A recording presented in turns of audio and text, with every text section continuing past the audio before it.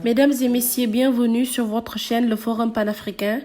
Aujourd'hui, dans votre rubrique des pères fondateurs, nous avons l'honneur de vous présenter Mamadou Dia et la crise politique de décembre 1962 au Sénégal. Mamadou Dia entra en politique vers les années 1945 grâce à Senghor qui venait fraîchement de rentrer au Sénégal après avoir longtemps séjourné en France. À son retour, il entend parler d'un certain Dia, qui était un jeune instituteur et qui faisait un travail formidable avec les paysans sénégalais. Dès leur première entrevue, Senghor fut séduit par ce jeune instituteur, brillant, patriote, que son père avait élevé selon les normes d'un islam soufi.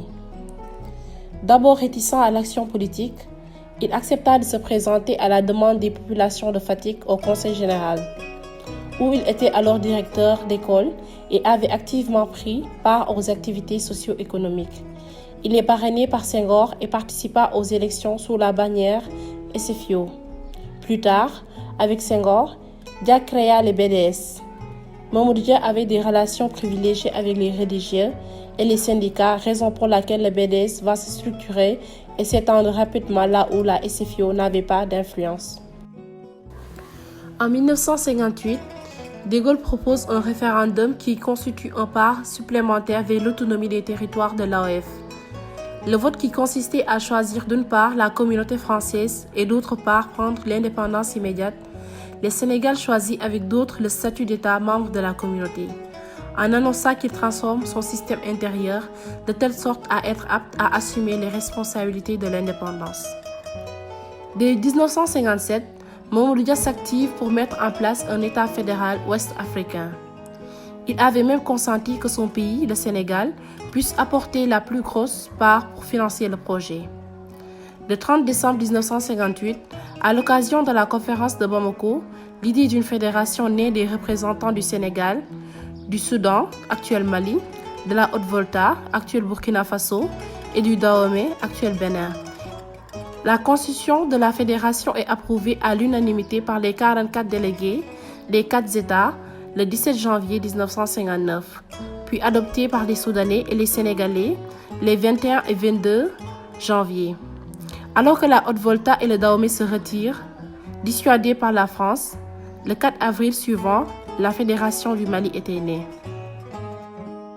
Le 18 août 1960 marqua le début de la fin de la Fédération du Mali à cause du dit-on du côté des Sénégalais que Modibo Keïta voulait faire un coup d'État.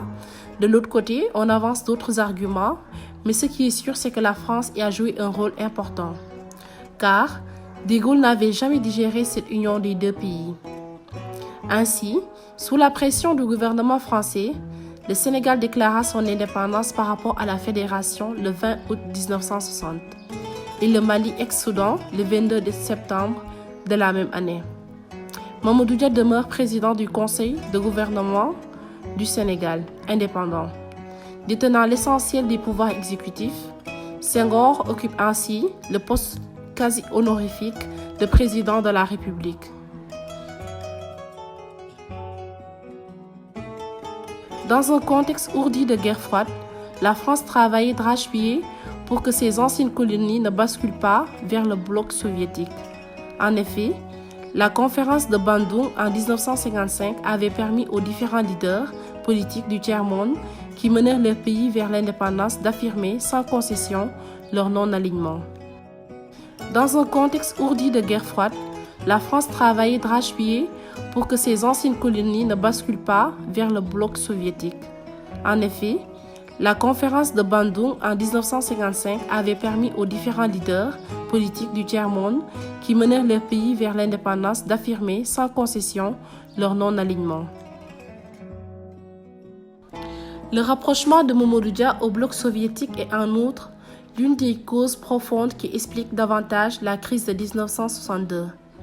Un homme libre et entreprenant, investi du pouvoir de déterminer la politique de la nation dans un régime parlementaire, Mamadou Dia effectua un voyage dans les pays de l'Est pour nouer un partenariat et une coopération entre son pays et l'URSS.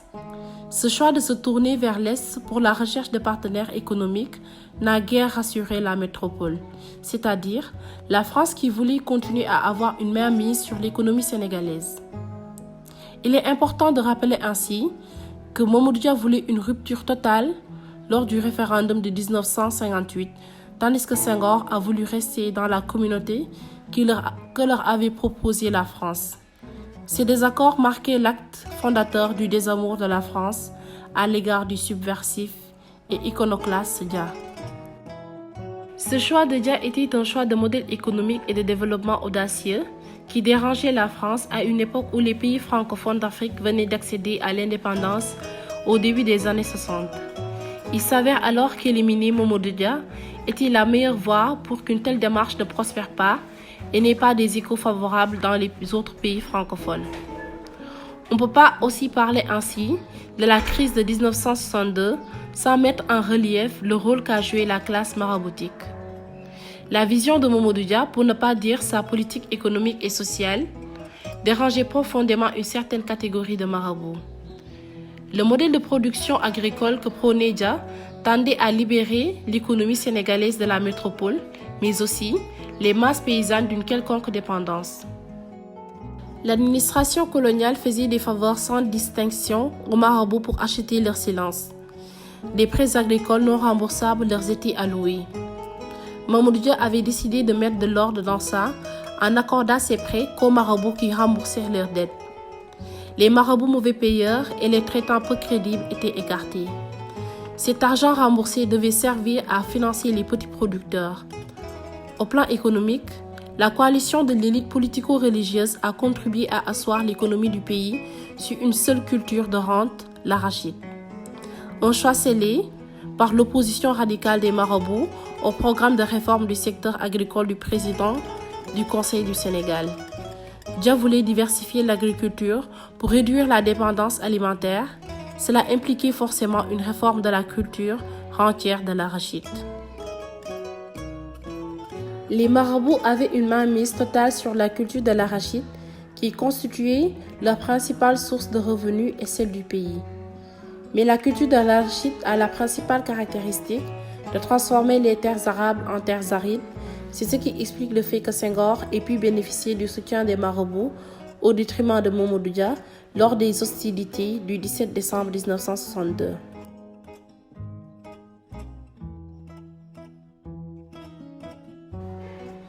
Les deux hommes, c'est-à-dire Mamadou Dia et Léopold Sédar Senghor, n'avaient pas la même perception des choses, et cela depuis la veille de l'indépendance du Sénégal. En réalité, en 1958, lorsque le général de Gaulle a proposé un référendum aux différentes colonies françaises, débouchant sur une communauté franco-africaine, les deux hommes ont fait état à Gonneville-sur-Mer en Normandie de leur divergence. Pendant que Dia prônait pour la rupture totale, Senghor, quant à lui, militait pour le maintien du Sénégal dans une communauté avec la France. Bien évidemment, c'est la proposition du président Senghor qui a été retenue. Après l'indépendance, les divergences entre les deux hommes s'accentuent. En outre, ils sont opposés sur la manière de gouverner le pays parce que le Sénégal avait adopté un modèle politique qui accordait un pouvoir très important au président du Conseil, au moment où le président de la République se contentait d'un rôle limité. Une répartition des pouvoirs qui va être au cœur d'une grave crise politique. Car le fait que le président du Conseil représente le Sénégal sur le plan international a mis l'homme de lettres reconnu mondialement dans une situation inconfortable, d'autant plus qu'il se considérait comme privé d'une tribune internationale. Le discours de Mamadou Dia en décembre 1962 au colloque international à Dakar, totalement contradictoire avec les visions de Senghor et des ministres, fait atteindre le point de non-retour dans la crise. Ainsi, une grande partie des députés déposent une motion de censure à laquelle s'oppose le président du Conseil Dia, faisant évacuer l'Assemblée par l'armée. Néanmoins, la dite motion fut votée au domicile du président de l'Assemblée nationale, M. Lamine Gueye, au soir du 17 décembre 1962. Le lendemain, Mamadou Dia est arrêté avec plusieurs de ses amis. Du 9 au 13 mai 1963, il est jugé pour haute trahison par la Haute Cour de justice et condamné à la déportation perpétuelle à l'extrême sud-est du Sénégal, à Kédougou, à plus de 700 km de la capitale, où il fut frappé de cécité. Cela dû au refus de Senghor qu'on l'amène sur Dakar pour lui prodiguer les soins qu'il faut. Il résulte de cette crise politique une importante révision constitutionnelle en 1963, avec la suppression du poste de Premier ministre et l'instauration d'un régime présidentiel. L'analyse de Mamadou Dia sur la refonte institutionnelle opérée par Senghor est toujours d'actualité. Dia disait donc ainsi: « Dès mon éviction, Senghor fera adopter une constitution instituant un présidentialisme fou, concentrationnaire, en vertu de quoi il régnait seul, sans vice-président, ni premier ministre. L'Assemblée elle-même se vit privée de son fameux droit de censure et fut réduite à une chambre d'enregistrement des lois et décrets du chef de l'État. La République s'était monarchisée. » Le 17 décembre 1992, soit 30 ans après les événements, le général Jean-Alfred Diallo, nommé chef d'état-major par Senghor au moment des événements en remplacement du général Amadou Fall et homme clé de ces événements, déclara: « Mamadou Dia n'avait jamais fait de coup d'état contre Senghor. L'histoire du coup d'état, c'est de la pure fabulation. » Nous vous remercions donc et vous donnons rendez-vous très prochainement pour un autre numéro de vos pères fondateurs.